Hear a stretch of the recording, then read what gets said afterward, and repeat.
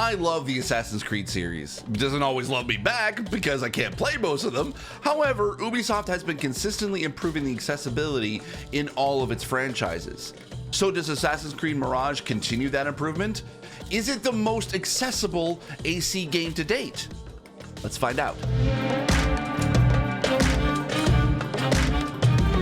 Hi, I'm Steve Saylor, I'm blind, and I play video games. To find out how, click here or click the link in the description down below. While you're down there, click the like and subscribe buttons. It would really help me out. Plus, I just started a new Patreon to do more accessibility related content. You can help support me by going to patreon.com/Steve Saylor. Before I start, I do want to mention a lot of the specific accessibility in this game I do mention in my preview video, which can be found here or link to it in the description down below. So I will review more of the highlights I found while reviewing the game's final version. A lot of what Ubisoft has been doing for accessibility is on display here and definitely has improved from game to game. It has been a slow improvement, but if you look back at AC Origins and see what Mirage has, it's night and day, and the difference in only 6 years' time. Even if you look at the subtitles from Origins to now, the customization is more robust. It has full captions, which Origins didn't. It has a screen reader, which Origins didn't. To accommodate the court's taste for elaborate luxuries, Iraqi potters experimented with new techniques, colors, and styles in their creations. Winter Palace. The hidden ones need a chest stolen. Jasab spotted guards taking it with them to the Winter Palace. The content of the chest is still unknown, but if the Caliph is involved, it is certainly worth the risk. It has larger text options, which Origins didn't. It has a high contrast compass, which Origins didn't. It even has its own version of a navigational assist, which, say it with me, Origins didn't. More on that later. Overall, while this game isn't perfect, to see how far the series has progressed in terms of accessibility is honestly amazing. One of the main selling points of Mirage is the series is going back to its roots in terms of more stealthy gameplay and smaller scale, while still keeping with the new modern RPG and combat mechanics of the newer iterations of the series. In the scope of accessibility, this has some interesting challenges. How do you make a 15-year-old plus gameplay accessible and modernize it for disabled players? Well, Ubisoft did that in a few ways, which are great options. First off is the Eagle Vision mode, which quite frankly could just be called a high contrast mode, with how similar it looks to high contrast modes in other games. It turns the environment black and white while highlighting enemies in red, interactable objects as yellow and gold, and allies in blue. My god, is this a major help in Mirage. I am a stealth kind of player myself, and I was in this mode a ton while playing and going through each encounter. It helped me see where everyone is and allow me to figure out my best strategy to be stealthy while also being able to make sure I don't get caught. Now, even if I couldn't 100% tell where everything is, I could always send up my Eagle Enkidu to scope around and tag all the enemies that I missed or had trouble seeing. To have the Eagle back is such a big deal to me that it gives me all the tools I need to go in stealthy in many situations.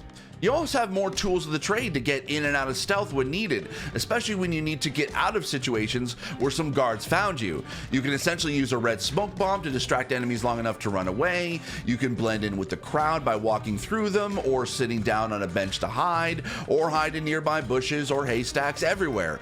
The city of Baghdad is really your playground to do with what you will. You can literally be the Batman of Baghdad. Another neat feature I mentioned in my preview is that Ubisoft attempted to do a navigational assist for main story objectives.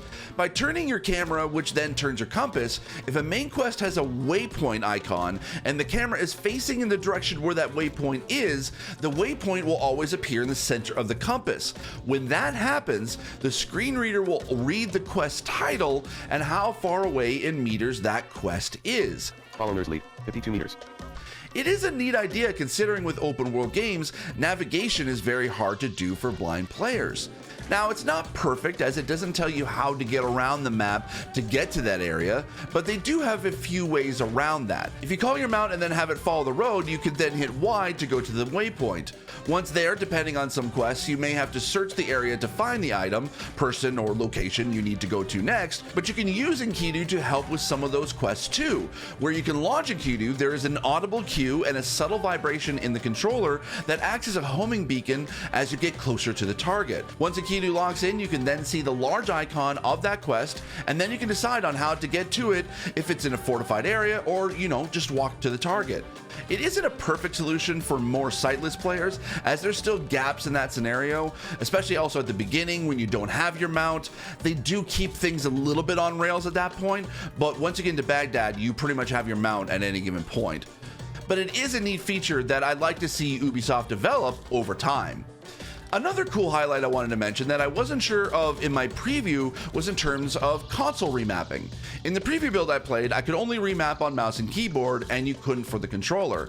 But I can say in the final version, you can remap for controller on console, with the added bonus of what the PC version has, where you can, for specific actions, set them to either a toggle or a hold. So instead of setting one option in most games where you can change all actions with a hold into a toggle and vice versa, you can set them individually per action, including adding a different option to have a double tap instead of a hold or a toggle. It doesn't do that for all actions, as some options are grayed out, but it is a nice idea that I haven't seen in other games, so I like to see how players react to it. Another area that I had some concerns with in regards to what I played in the preview build compared to the review was how big was Baghdad going to be. We know Ubisoft in the past has loved a huge map, so I was worried that in Mirage, Baghdad was going to be massive and on the scale as in Origins or an Odyssey, and from what I have played, the map is not only manageable, but much smaller than previous AC titles. Also, the story is a little bit more linear in scope, so while yes, there are multiple side quests you can do with the specific NPCs you meet, and also an investigation board to find even more quests, the game is really good at, if you wanted to mainline the story, you can, and it doesn't seem as daunting, which is a nice sigh of relief from me and for cognitive disabled players. I actually, for the first time in a long time in AC, wanted to go and do some of the side quests because they are fun and not too daunting to do, which after playing a lot of big RPGs this year, it is a nice change of pace. The game isn't perfect. It doesn't have everything for disabled players, and quite a bit that needs to be improved. Like the full captions I mentioned in my preview does work, but also seems to pick up specific sound effects than a full soundscape of sounds.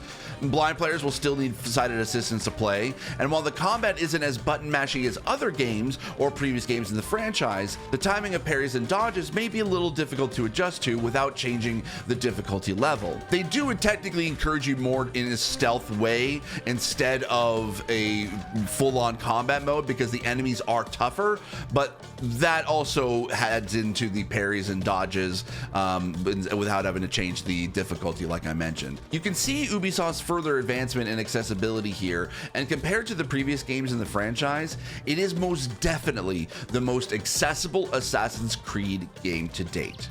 I give Assassin's Creed Mirage a 3.5 out of 5. Thank you so much for watching. If you have any questions about Assassin's Creed Mirage that I didn't cover in this review or my preview, let me know in the comments. Also, check out the preview video again I did that goes into more detail on what's available to give a fuller picture of the game.